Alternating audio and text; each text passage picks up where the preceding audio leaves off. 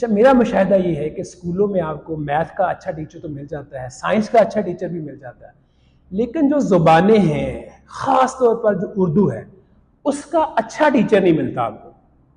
आपको पता है इसकी वजह क्या होती है? क्या वजह होती है भला इसकी? मैंने सैकड़ों उर्दू के जो टीचर्स हैं उनका इंटरव्यू किया है, और मैंने सैकड़ों उर्दू के जो टीचर्स हैं उनकी क्लासेस भी देखी हैं। जब मैं इंटरव्यू करता हूं तो उर्दू के जो टीचर्स हैं जो इंटरव्यू के लिए आए होते हैं और कहीं किसी स्कूल में उर्दू पढ़ा रहे होते हैं, उनसे मैं पूछता हूं कि आपने दरसी जो किताब है उर्दू की, उसके अलावा उर्दू की कोई और किताब इस साल पढ़ी है या नहीं पढ़ी है? आप हैरान होंगे कि 99% जो टीचर्स होते हैं उनका जवाब ये होता है कि नहीं, हम वही चीज पढ़ते हैं, वही किताब सिर्फ पढ़ते हैं जो हम क्लास में क्या करते हैं, पढ़ाते हैं।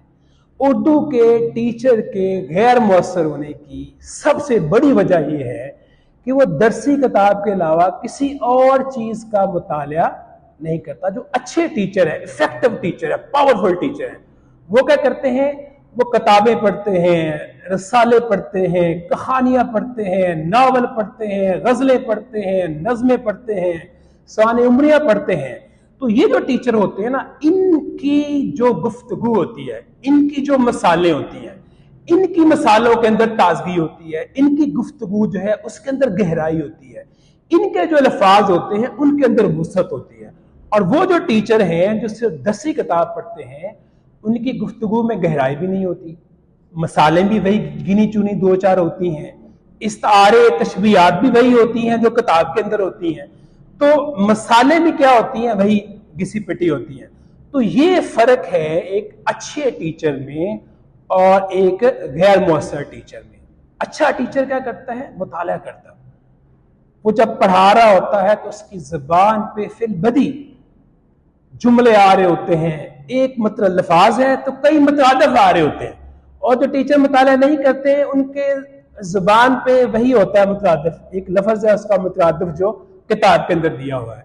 तो यूं इनकी टीचिंग में फिर वो चाशनी नहीं होती, वो दिलचस्पी नहीं होती। तालिब इल्म भी समझ रहा होता है कि सर वही पढ़ा रहे हैं, वही बोल रहे हैं जो किताब पे लिखा होता है, तो हम घर जाके क्या करेंगे, इसको रट लेंगे। लेकिन जो टीचर मुताला करते हैं उर्दू, जिनका ओढ़ना बिछोना होता है, तो वो टीचर्स होते हैं जिनकी क्लास में फिर बच्चे जो हैं उसका इंतजार करते हैं कि सर आएंगे तो पढ़ाएंगे। उनका हर जुमला, हर लफ्ज, हर अदा जो है उसके अंदर क्या होती है, चाशनी होती है, दिलचस्पी पैदा करती है बच्चों के लिए। तो ये फर्क है। अगर आपने अच्छा उर्दू का टीचर बनना है तो लाजमी है कि रोजाना आप जो है उर्दू अदब जो है उसके किसी न किसी हिस्से का, किसी न किसी सिर्फ जो है उसका, उसके किसी हिस्से का मुताला जरूर करें।